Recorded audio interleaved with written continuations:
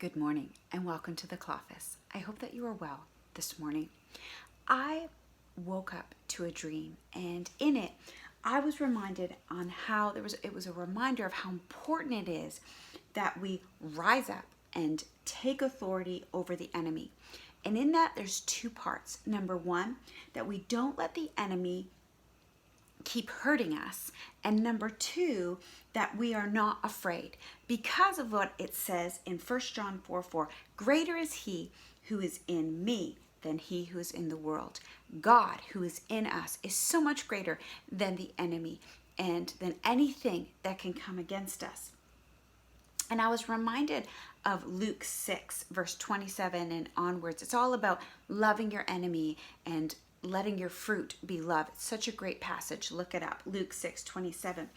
And so in this, it's so important that we grab hold of the fact that we should not fear. We should not fear. And we need to take authority when needed.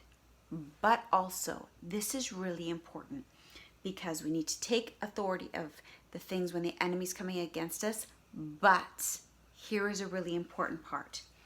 People are not the enemy. Our battle is not against flesh and blood. People are not the enemy. And so it's important that with people that we do not react out of fear, that we do not react in a bad way coming against people, but that we respond with the love of Jesus, that we allow the power of God and the love of the power of God to come through us and impact these people that God has put in front of us. And I love what it says in 1 John chapter 4, verse 7. It says, "Dear friends, let us love one another, for love comes from God. Everyone who loves has been born of God and knows God. Whoever does not love does not know God, because God is love." And it goes on. This whole passage is amazing, talking about how God is love and he is in us and shining through us and what Jesus did, this great act of love.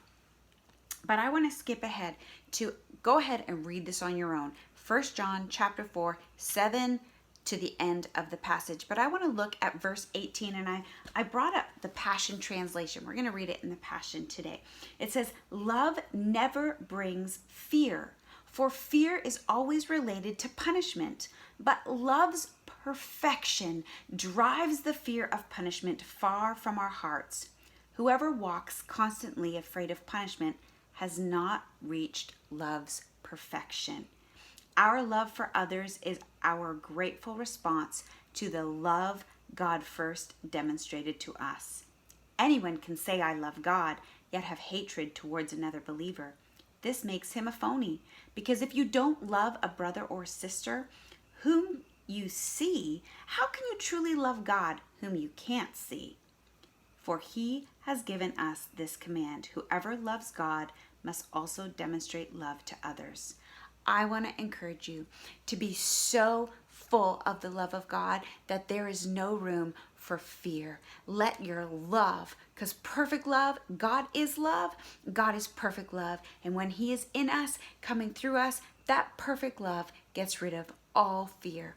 So allow your love to be greater than any fear, to cast out the fear, to get rid of the fear, because then you can truly receive who God is in your life.